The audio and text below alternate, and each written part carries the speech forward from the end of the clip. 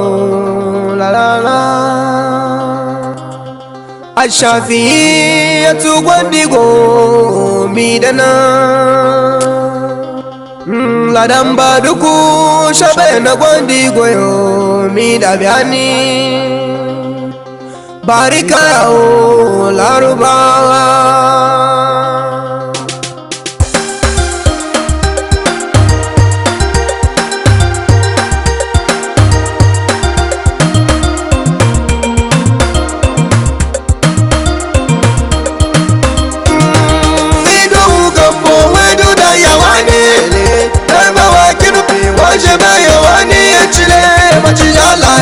Ya jire tuba jili eda we sunu galugo abe wo mi mo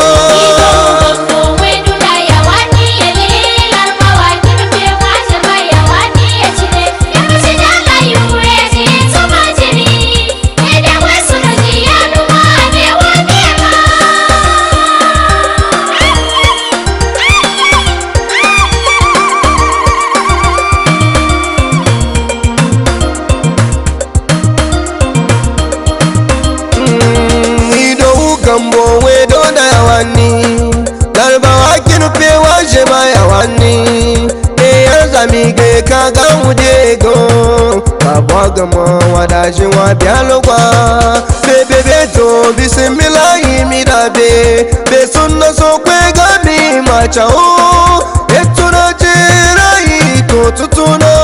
lokotwa mi abasiraina bilakwani ya masoyi gobaina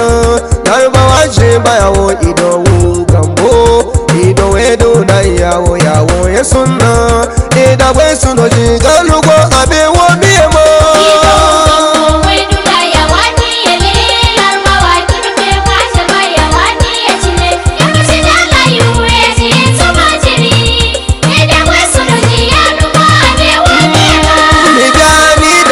Shafiyatu gwandigo yo komito dana ladan badu ku gaimyo shaba ina gwandigo yo mi dabiani ido ugambo latu kwa obe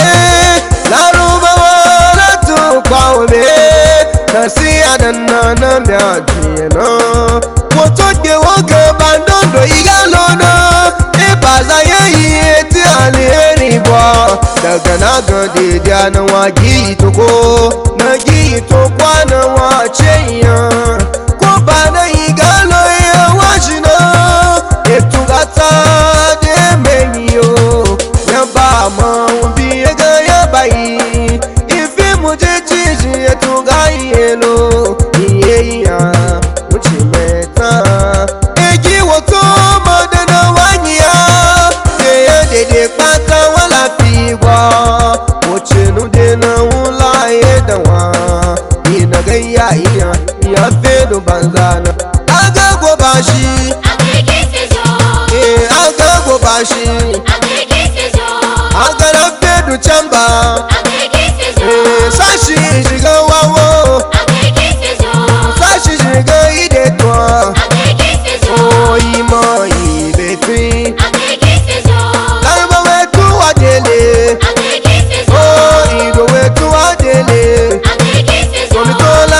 duku dele mo mito ashafi gwandigo dele mo idagwa yesu doji wuci gega ega kuzu efi machiji omo larbawe gada na guta zoguta ya yawo gamba ya guta zoguta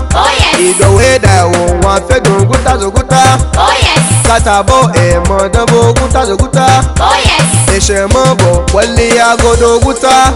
idowu gambo fegi ganza shimo emaya guta guta guta zoguta larubawa dana washima zoguta zoguta lajidambo igidi lo zoguta zagune tegodo zagube sagara jing jing jing jing jing jing ja ja ja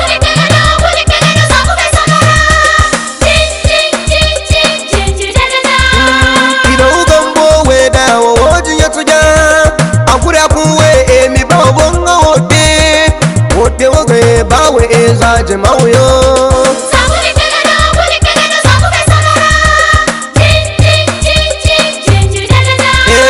Bagishi awa bayawo ya baobe Koyi zagishi awa bayawo ya obe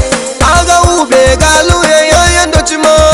Otoke kosina ya ya bayawo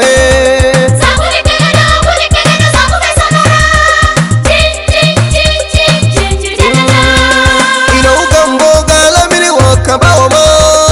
Ogalamini wecha kabayawo fa Wake kelo de wanda jijinji jajaja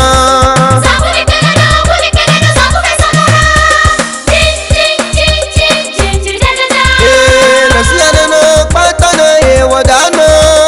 Ogaroti vecho gata tumiyo Mito na mweji ye nasiya no Ashavi atugondi goro